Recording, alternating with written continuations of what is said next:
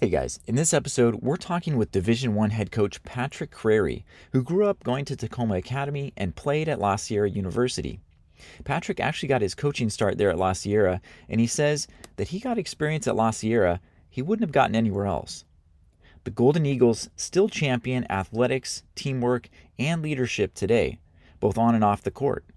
Elevate your game and your future. Visit lasierra.edu and join the Golden Eagles today. At La Sierra, you'll experience vibrant campus life, meaningful friendships, and limitless possibilities. Dedicated to faith, service, and community engagement, La Sierra provides an environment where students thrive spiritually and academically. As one of the top-ranked universities located in sunny Southern California, students choose La Sierra University to create their future. Offering over 60 degrees in programs, La Sierra combines academic excellence with a commitment to personal growth. Visit lasierra.edu today to learn how you can get your start at La Sierra University, just like Patrick Crarey. All right, now let's get on to the episode.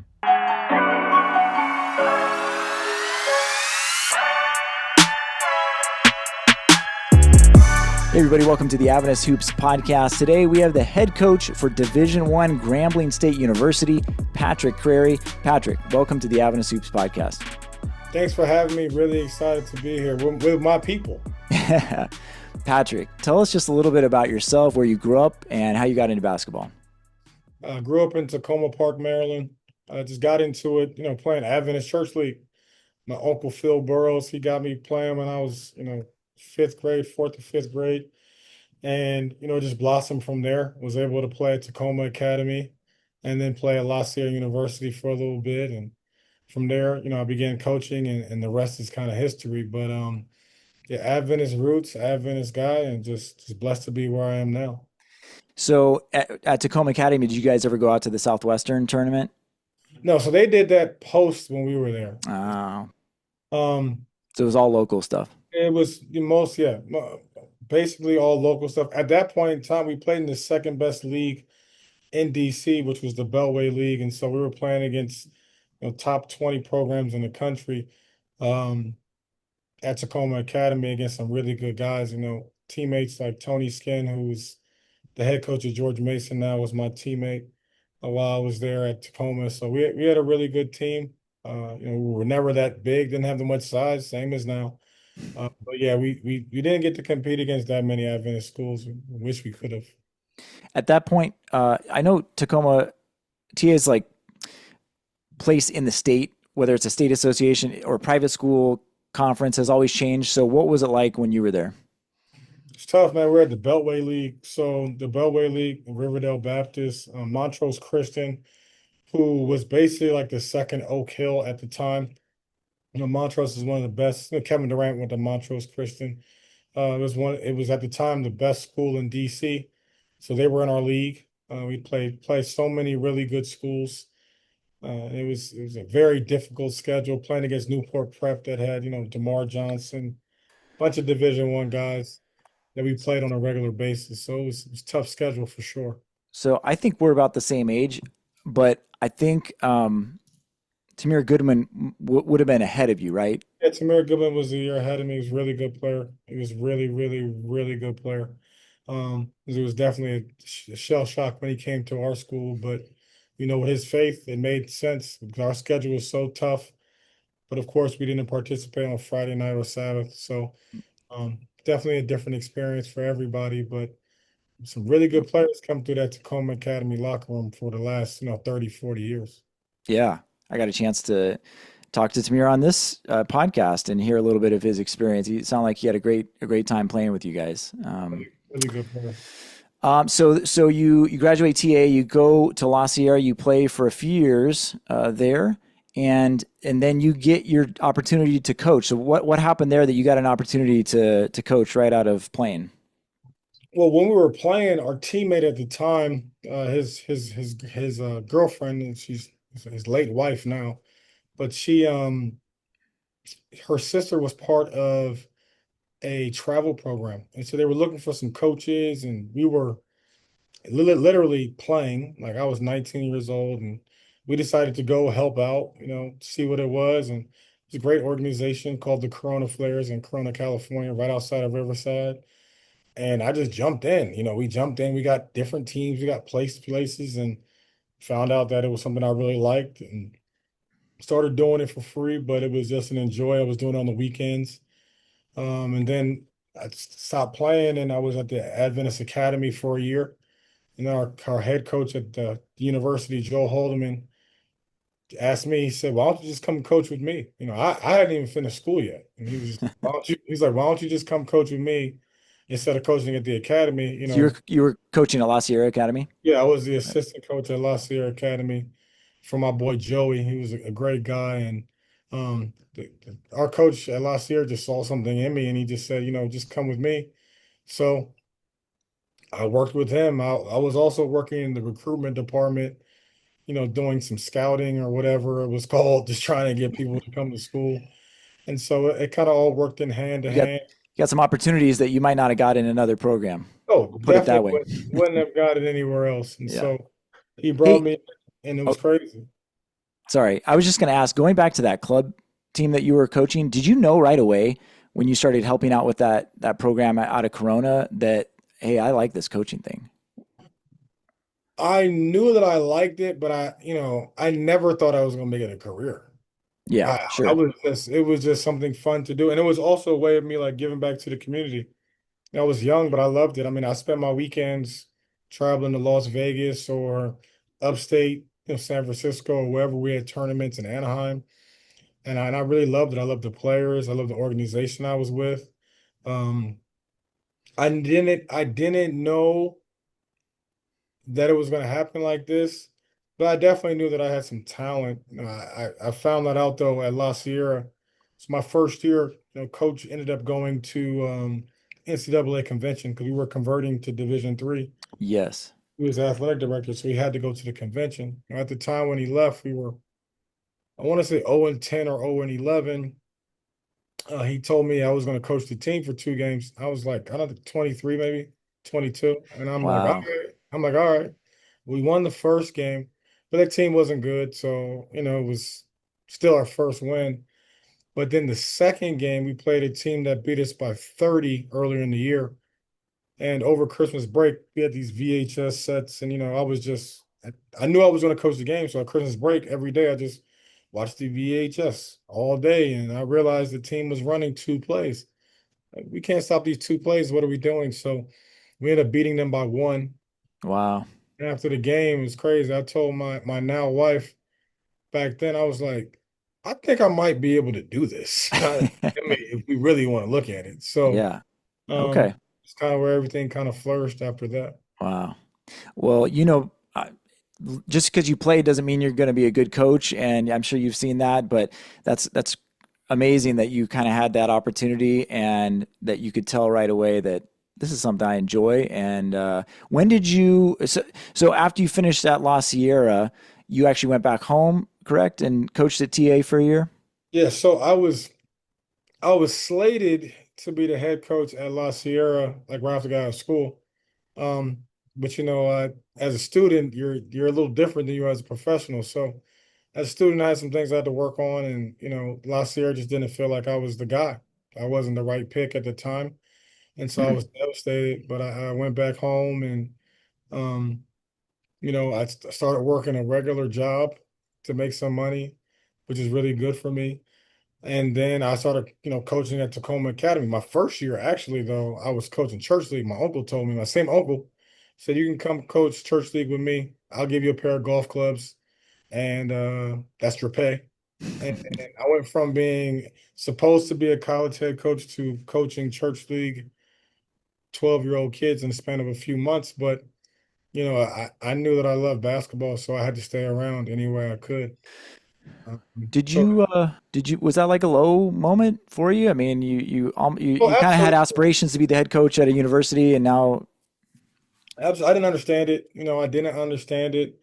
Um, kind of, questioning God, why? Like, why did you do this to me? Why did you embarrass me? Just why didn't you let me have this? Um, and then I did Takoma Academy for 1 year. That was a great honor for me. Like if you told me back then I was going to be the head of Takoma Academy for 20 years, that's all I ever wanted to do was get a regular job and be the head coach at Takoma Academy. So I was good with that. Um, and you know, um, during that year, the athletic director at Washington Adventist, came over to Takoma Academy, watched me coach the game, and then asked me indirectly if I was interested in being the assistant athletic director at Washington Adventist. I didn't think he was serious. But the thing about it is, he had coached my coach at La Sierra. So, and I always tell everybody like a pivotal moment in my career was when I won those 2 games and my coach came back. A lot of me wanted to say, well, I should be the coach. Like, I'm 23, you're 50 something. Mm-hmm. I'm up and coming, but I never did though. I never turned my back on him. I never challenged him when he told me to sit down and play my part. I sat down and played my part. And then when it was time for me to get the Washington Adventist assistant AD job, he's the reason why I got it. And if I had ever gone back on him during that time, I would have never be where I am now. So I always try to tell young assistants or whoever's getting into the business, you got to play your role. You Mm-hmm. got to do what you need to do, and you got to be loyal to the people who really help you. Mm-hmm. Wow. At TA at that time, did you guys go to the Southwestern tournament? Let me tell you the craziest thing about TA during that time. We didn't. We went to Atlanta. We were going Okay. to Atlanta, which is the Greater Atlanta Adventist Academy, Mm-hmm. which is really good. Um, we have one of the best gyms, if not the best gym in all of, Adventist academies. There was a snowstorm that year, a blizzard. We played every game on the road except for 2. So my 1 year there, I had 2 home games, and I coached on the road the whole year. Wow. With no practice because we couldn't use our gym because it was flooded and the floor was damaged and the roof was damaged. Oh my goodness. So it was fun. It was a different experience. Wow. All my road games, but at the same time, was grateful for the opportunity. So you do eventually get the job at YU. You're the assistant athletic director, and were you also assistant coach, or did you go right into the head coaching role? No, I was just the athletic director. Oh, I okay. made some assistant athletic director. I was promoted to the AD after a couple months because the president just felt like I was progressive and what I wanted to do at the time. Washington Adventist, we were probably one of the worst. We weren't probably. We were the worst program in NCAA. Perennial losing And this was seasons. Division two, or yeah. We were really bad. But I couldn't understand the mindset that we had, and the mindset that we had was we're grateful to have this, or grateful to have college athletics. Yeah. We're trying to win, and that just wasn't me. Yeah. So, um, having to make some changes there, within the department early on to kind of get us out of the mindset of that and one of like we're going to take advantage of the situation and we're going to work as hard as anybody else, no matter what we have. Yeah. So I became the coach that first year, and when it started off 0-7, 5 games by 1 possession, but we were, very competitive. Then we went, 10-16 that first year. First time they had 10 wins, and I think it was 11 seasons. And then the second year, 14-14. So the first non-losing season in 20 years. So it was, a journey and a battle early on. But I mean, I felt like didn't feel like I was super blessed. I was 26 when I got the job to be an athletic director, Division II, one of the younger head coaches in the country at the time. What do you attribute that turnaround to in just a couple years' time? I mean, was it strategy? Was it recruitment, or was it something else? Culture? Culture, mindset. I mean, it was all mindset. I came in there with a mindset that this is not acceptable to lose. And losing is not acceptable. We're gonna work as hard as anybody else. We're gonna work harder because we have to, because we have less. So, I mean, I was just, very passionate, and I worked extremely hard those first couple of years. And I just think the mindset shift in everybody on campus of letting them understand like we're not like losing is not okay. It's not the Mm-hmm. standard. It's not what we're doing here. Mm-hmm. And if this is what you're going to do, like this is not going to work for you. So it was definitely a culture shift, and I think from a basketball perspective, that's really what takes to win above anything else is just that shift in mindset and everybody's work ethic. Well, such a great example. I mean, people think like, oh, Adventist schools don't have as much resources. We don't have scholarships, and yet I'm guessing that scholarship, amounts didn't change at all in like from year to year in that first couple of years. Like it was something deeper than that. We had $41,000 and it cost $32,000 to go to school. So we had like 1.15 scholarships or something. Um, but it didn't matter. I didn't, for me, it was like, well, what are we gonna do? We're gonna just not play? What are we gonna do? We gotta get the best we can with what we have. We also had DC to an advantage, at that time, and still is one of the best places for hotbed of talent of basketball. So we really took advantage of the DC market, and then we got guys that other people might not have wanted, and really just challenged them and brought them together. It was very tough on those early teams. I feel bad. And now going back in my head, I felt bad for those early teams. I was very tough on them. But nothing is harder in sports than changing a culture. It's harder than winning a championship, but changing a culture Mm. and getting it to the standard that you want it to be at, each and every day. So you'll have to help me with the timeline here because I don't know if you were concurrently NCAA and also USCAA or if there was a switch at It some was point. right there. So we transitioned from NCAA to D to NAI, USCAA, and then we were always, let me stop. When I got there in 2010, we were dual affiliated, Okay. USCAA and D2. Okay. Um, then we went transitioned from D2 to NAI. It's Hmm. part of the plan as well because we just with Division 2, we could never compete for a championship because we were Hmm. independent. We were never going to get into the national tournament. Nobody would take us. I tried to get into 3 different leagues, but nobody wanted to take us because of Sabbath. We also couldn't afford, Oh, we also interesting. couldn't afford to get into leagues. Okay. Like the Okay. one conference was $150,000 bond just to get in the league, and we didn't have that. So Wow. um, once that decision was made, to transition out, we stayed, USCAA, but we were able to win that national championship in 2014, which really kind of, I think, really turned the program. Because at that time, we beat one of the best Division 2s in the country at that time, Damon College. They were transitioning from NAIA to D2. Mm. And so they were in USCAA just to give them a chance to play. But that team they had was really good. It was one of the best teams ever. Um, we were able to beat that team in the semifinal. But that first championship is always the sweetest. I'll never forget it for the rest of my life. Probably cried my eyes out all day before the game even started because I knew we were Mm. going to win the game.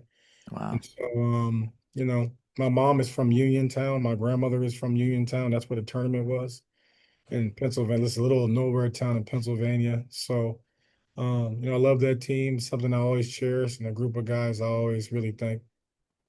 And you also won Coach of the Year that year as well, for your conference, or was it a part of the tournament? It was actually part of the Independent Association for D2s. Okay. So Okay. still kind of in that D2 independent as we were transferring over. And Got so, it. that was my first Coach of the Year, which was a big honor. It was, I was really excited about that. And then a few years later, you also win Coach of the Year for the conference, but I'm guessing this was the NAIA conference at this point, or was it still USCAA? No, we were NAI. I want to say that was 20 2017, I think, is what I saw somewhere. 2017. We won the league. Didn't win Coach of the Year. Put that chip on my shoulder that year. Um, 2020 didn't win the league, but won Coach of the Year that year. So, no, 2019, 20. Man, these years go together. Well, I when you think, win multiple times, it's awfully hard to keep track of all of these awards. But I think, somewhere in there, you beat two Division I opponents as an NAIA school. I believe it was Howard, and I can't remember the other one. Dell State. Yeah, that was probably the like Delaware, Delaware State. That Delaware was State. probably the turning point in my career. Mm, And just for me personally, we were very good for a long time, but didn't get the kind of, for lack of better words, respect from others. And that year we beat Howard the first game, and then we beat Delaware State after that. We were, that was a really good team. They got some injuries late that hurt us, but probably peaked a little too early too. mm. Um, but yeah, that team really kind of, I mean, the athletic director that hired me at FAMU, she said she found me after we beat Howard. Wow. That's how she I was on her radar after those 2 games, and things kind of flourished after that. But it was a big moment for our program. Big moment. It was the first time our school would ever beat an NCAA opponent. The first, I don't remember any other Adventist school beating a Division One. Not saying they haven't, but I don't remember it. Still don't remember I happening. have not. I mean, I've been doing this just as a hobby the last couple of years, and I have not come across anybody that said anything except for YU for a Division One win. So We were. It was, somebody correct us or like let us know if there's yeah, somebody else out there. I'd be curious yeah. to know. But yeah. So now you're sitting in your second year as a Division One coach in the NCAA, and you go back to your NAIA coaching days, which you had, you know, 10, 15, well, almost like 15 years at the NAIA level, right? So, like, what does that say for all those people out there, especially Adventist kids? 5 of our Adventist schools are NAIA schools. What does that say about the level of competition at the NAIA level? The level's high, man. Like I can't name. I mean, the coaches I take stuff from are the coaches I competed against when I was NAI and D2. Mm-hmm. The level of coaching is extremely good. The competition of players is extremely tough. Last year I brought one of the kids with me from St. Thomas, when I went there, and he was a newcomer of the year in the league from NAI. So, Mm. we were it's a very tough, level to play on. The national tournament, some of the best coaches in the country. You'll get all types of styles. Um, but I knew early on we used to play those Division Ones that, for lack of better words, I was good enough to get it done. It just is a matter of time, resources, and then finishing the job on a few of Mm-hmm. the things you're Mm-hmm. really close on. So you mentioned St. Thomas. So eventually, 23, 24 season, maybe you head there. I know you won the conference your first year there, right? Or was No, it your second? I got there 21, 22. Okay, so you were there a few years. I was there 3 years. We won the Okay. regular season the third year. We were had the most wins in school history the second year. And then went to the Sweet 16, the furthest they ever went in the national tournament, won the Wow. and then the third year we won the regular season and got coach of the year again. But it So, was great experience. St. Thomas is I mean, it was I was going from WAU, which was probably one of the let's say bottom 40, resourced mm-hmm, NAI schools in the country to a mm-hmm. top 40 NAI resource school in the country, um, in Miami. So it was, St. Thomas, man, dear to my heart. Washington Adventist is like my baby, but I like St. Thomas, I just love my time, my 3 years that I had there. So after those 3 years, you get the call from FAMU, um, Florida A&M University. Is that something that you that had been kind of percolating for a while, or did they see your success going to the Sweet 16 and say, you know what, we want to give this guy a look? I think I was on their radar that summer. I did summer league with the Spurs. So, Brian Wright, who is the general manager for Spurs, he's also Adventist. We went to Takoma Academy together. And And you played together at La Sierra? yeah, Yeah. yeah. We played together last year. He asked me to be a guest coach. And I think, you had the division ones, then you had the league one, and then you had the guest coach. So like the profile was just gaining momentum, and it was making people more comfortable with trying to pick somebody from the lower levels to come to Division One. And I started getting recognized in, a bunch of different forums as one of the younger coaches that was doing things. And I think over that year, they were having an opening, and so the interest was peaking. But it was a job that I always wanted. It was a job that I coveted. A job in Florida, a job at a school that hadn't really won a lot. It reminded me of WAU. So I was like, Mm-hmm. man, I was going to go here and do Make an impact. exactly, Yeah. yeah, do the same thing. But I'll tell you this though, I didn't ask God if I should go to Florida A&M. Mm. Now, there was other times where I asked God when I made decisions, and he shut the door. I had a job I thought a Division II job I thought I was getting in Pennsylvania. It was pretty much mine. Prayed about it the night before, told God, take it away. If this is not for me, woke up the next day, search firm called me and said, I don't know what happened, but you're not getting the job. I was Wow. irate and devastated. Um, but God had St. Thomas for me a year later and had the plan mapped out for me. And so Florida A&M, I didn't ask God because I didn't want him to say no. I didn't want because I felt like I worked my whole life to try to get Division One, and I just didn't want it to go. And then I got to Florida A&M, and there was a lot of crazy stuff happening very Mm. fast. And I knew immediately that most likely wasn't in his will during that time. Mm. That's got to be a tough feeling when you get there and you realize things aren't the way they seemed in the pitch. I just, you know, you learn over time, your relationship with God and your relationship with your family and decisions you have to make and how you make those decisions. And so, you know, unfortunately for me, when I made that prayer to Grambling, it was very clear that I needed to come to Grambling. Mm. God made it very clear for me. I asked him the night before the press conference because I wasn't sure if I was going to come to Grambling. Do the, Wow. will this? I was here in Grambling and I didn't know if I was going to take the job. Florida Whoa. A&M come back late. We're going back and forth about, are you going to come? Are you not going to come? Are you going to re-sign with Florida A&M? And I prayed to God and asked him for a sign, and he gave me the direct sign, which was, you have to go here. And there's nothing to talk about. And I wasn't, I kind of wanted to stay at Florida A&M, honestly. And um, I did exactly what he told me to do. And now I can see how he's blessing me when you follow what his plan is for your life. And, Mm. you know, Wow. so That's um, beautiful. it was, definitely a great experience as these times go on. And we've lived. How has your Adventist roots, how have you been able to lean on the foundation that you've had as an Adventist growing up throughout your career? You just mentioned some of the prayer and just consulting God on different decisions. Is there any other ways, or how have you seen that Adventist foundation help you in your career?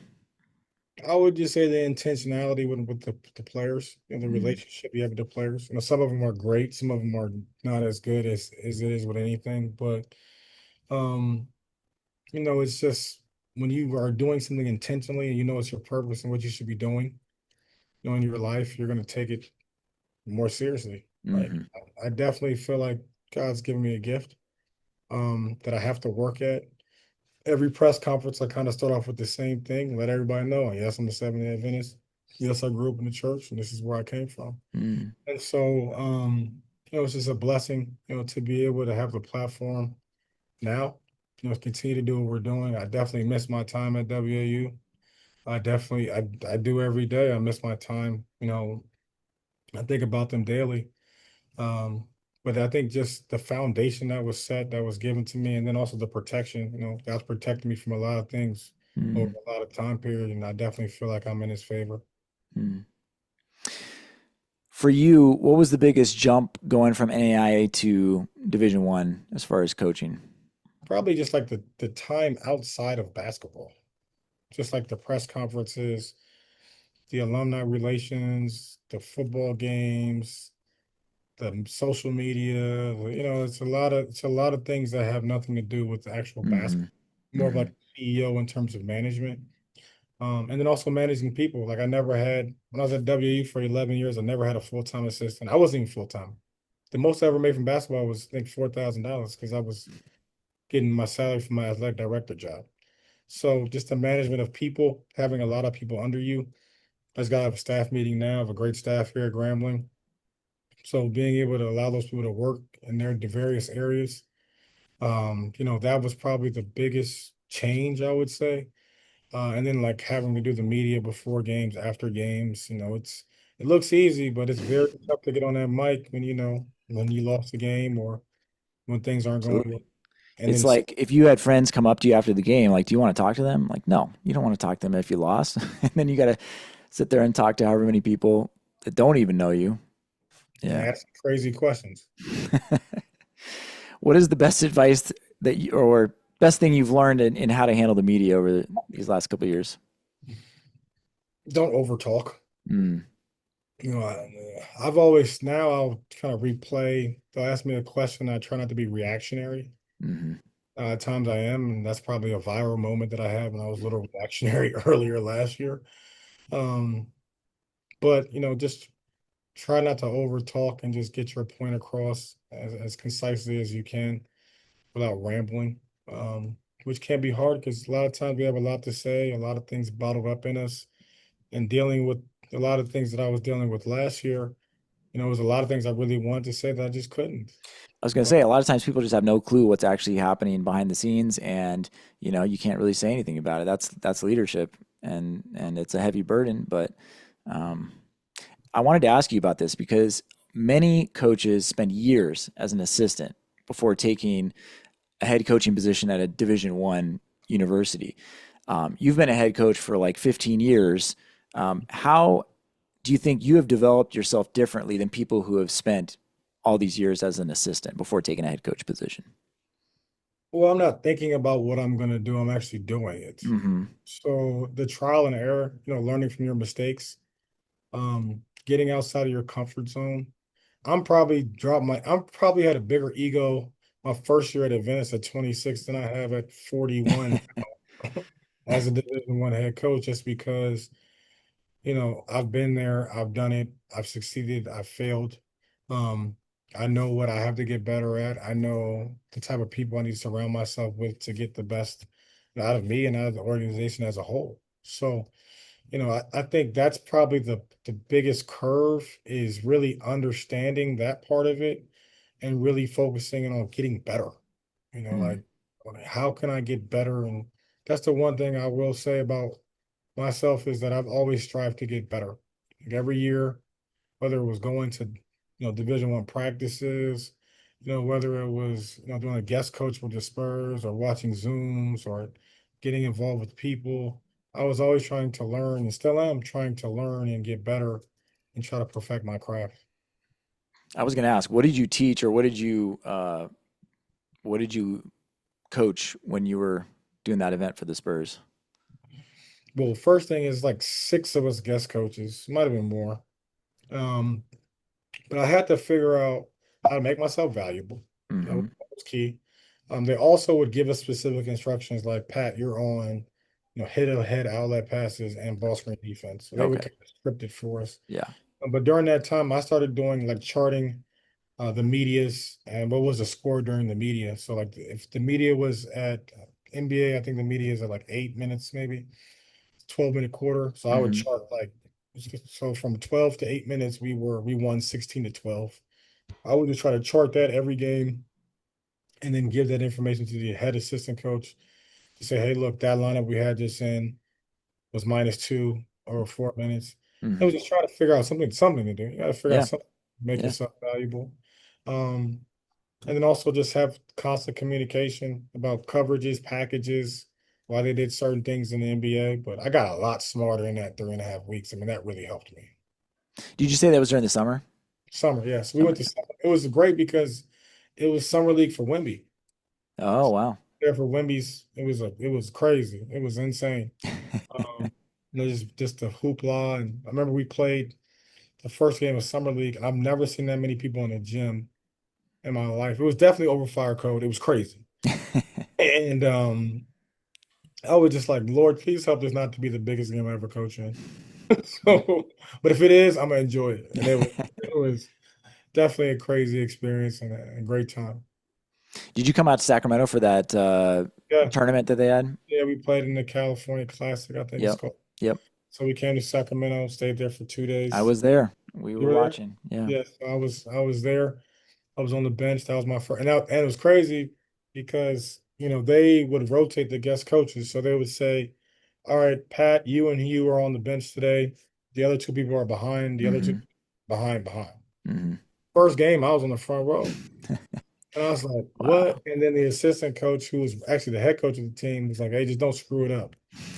Everybody started laughing in the meeting, and I was just like, "All right, man." But it was good being an assistant.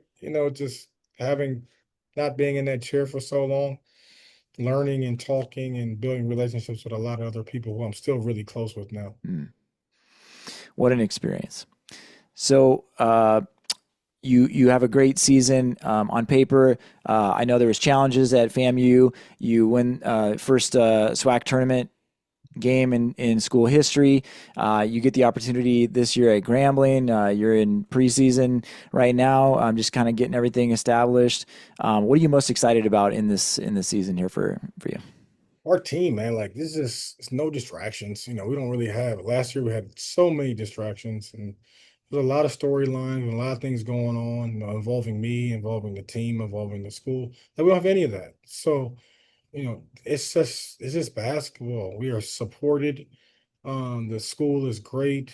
They treat me with so much respect and love and resources.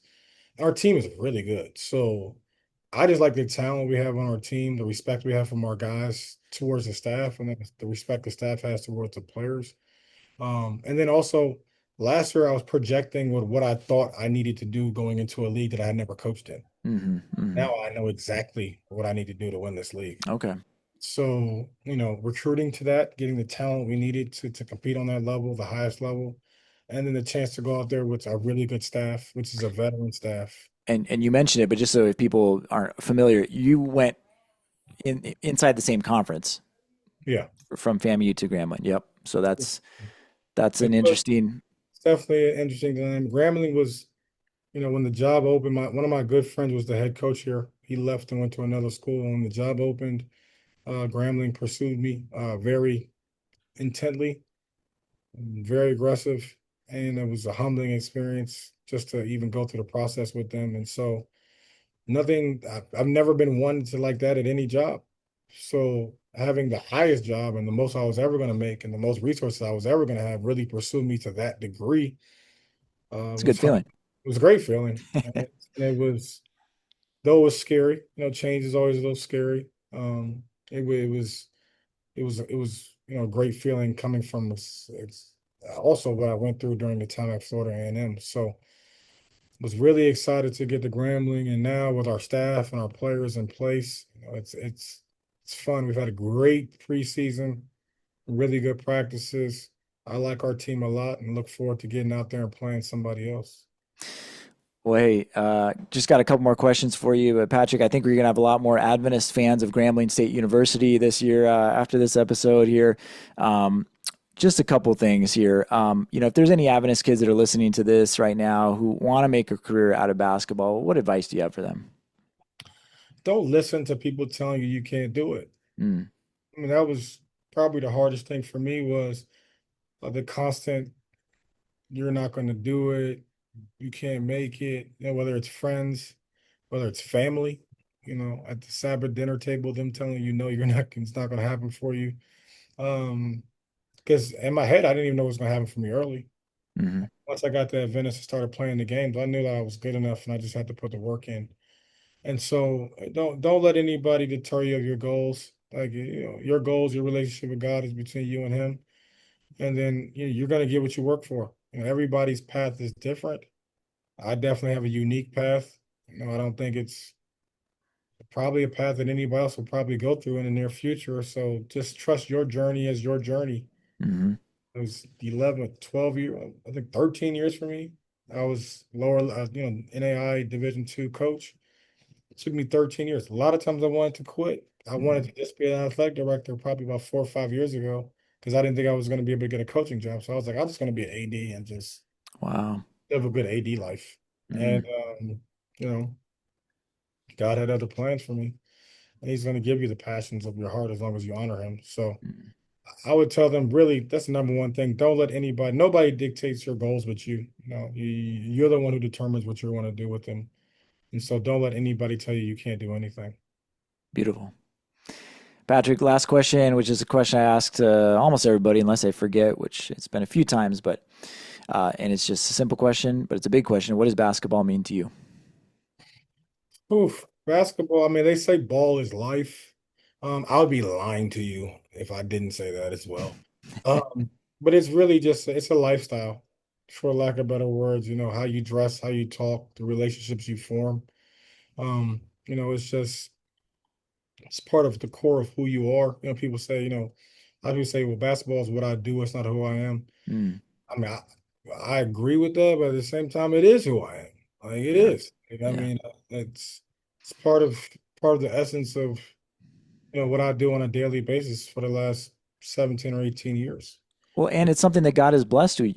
you with, right? I mean, like, and that was one of the, I think I told you a little bit about the Adventist Hoops All American weekend that we did here like a month ago, and that was one of the cool things is to be able to celebrate the kids who obviously God has gifted with this talent, and be able to celebrate them like as a church. That was a really special moment. And the one thing I'm gonna tell you about that is two things. First, I have very mixed emotions about the Adventist All-American camp. First, I'm extremely happy for you for doing it.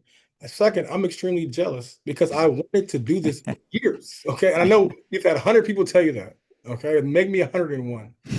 But when you did it, I'm sitting there with my wife. I'm like, oh my goodness, somebody is doing this. This is so good. So I was so happy that you're doing it because you're going to have a generation of players that are going to have relationships they build on it, that are going to get scholarship opportunities through it, that are going to play in college that probably weren't going to play in college before. So I want to give you your kudos because it's very easy to have an idea. It's very hard to have an execution of that idea. And I know what you did was extremely hard. I had great reviews. I called Coach Jerry at Washington Adventist, called Coach Lyons. They both told me how much a good time they had. I saw you had Coach Banks out there. He was elite. He was such a good player when he was at Takoma Academy. I used to look up to him like he was like the man. Landon, he was such a good player. And so I think kudos. the coaches almost had a more fun time than the kids. I mean, Yeah, just 'cause they were they all mad got to hang out together, and it was fun. and they're probably mad they didn't get to have it. If I had this, I know you heard that probably like 10 times. If I had this, Yeah. but it was, watching it on social media it was like a dream come true for me, and I wasn't even part of it. So I'm really just grateful for you getting that done. I've already been promoting it around to other people. Keene High School, there's a couple of players that I already talked to their parents about it. In Texas, it's like the public school right next to Mhm. that's kind of like a private school, even though it's a public school. So just kudos to you and everybody that's involved in it. I have to be involved in it at some point in time legally. And the next, Please. I just got to figure out what I can do legally and what I can't with Yeah. D1 and all the rules we have. But anything I can do to give back, man, you have a great platform. And I really appreciate you having me on. And Well, hey, I didn't mean to turn this around on me. I just wanted to point out like what you're saying is so true, and we saw the kids and being able to be celebrated for their God-given gifts, just as you have been, and pursuing your God-given gift in coaching. And that's why I interrupted you. If you remember where you were going. no, you're good. But I wanted to make sure because the funny thing was I was going to tell you that before I got on. I was like, hey, Mm. look, two, there's a good, and then I'm a little salty at you, but I'm not. I'm really happy that you were able to get it done, man, because it's been really fun for me to watch. Something that I thought about for so long, and it's very hard to do. It is very people don't know how hard to do that is. And then to pull it off and then look as good as you had it doing. I mean, I'm not trying to flip it on you, but I am flipping it on you. You got to know from me, like I understand how hard it is to follow through and to get it done. And so kudos to you. And I know year two is going to be even better than year one. All right. Well, we'll plan on you being there if you can. If you can make it, we'll plan on you being there. Yes, There it sir. is, everybody. He's committed. He's committed to the second Adventist Hoops All American Weekend if he can come legally. Yeah, there So we go. hey, There we go. hey, I take it back. I have one more question for you. My high school teammate Ryan White. Give us a scouting report on Ryan White. He played at Walla Walla and La Sierra University. Your A first recruit. dog, a Division I basketball player. Mm-hmm. Rashard Lewis, he was like 6'6", 6'6" and a half. Ryan shoots the three ball and he shoots the pull up from mid range from 6 feet of the basket the same way. Far beyond his time. Ryan White will be a starter here at Grambling. Mm. That's how good he was. Smart player, pick and pop, can put on the floor, dunk. Yo, Ryan was so good. Like I get excited talking about Ryan as a player. It was really, really, really good. He's definitely a Division I player. Like there's nothing to even talk about. Size, he was athletic enough, smart enough, skilled enough. A great teammate too. Somebody you would always love to play with. The guys love to be around. You love to coach him. He came to my house in Miami probably like a month and a half ago with my goddaughter. So shout out Ryan White, the GOAT. That's my boy. I love him. Awesome. All right. I just had to get that in there for my guys. So everybody look up Ryan White. He was a great player. It was really fun to play with him in high school. And I wish I could have played with him in college, but we went our separate ways. Patrick, thank you so much. Really appreciate you. We're rooting for you. Best of luck in this upcoming season. Thank you. And I'm always cheering for WAU, so go Shock. All right.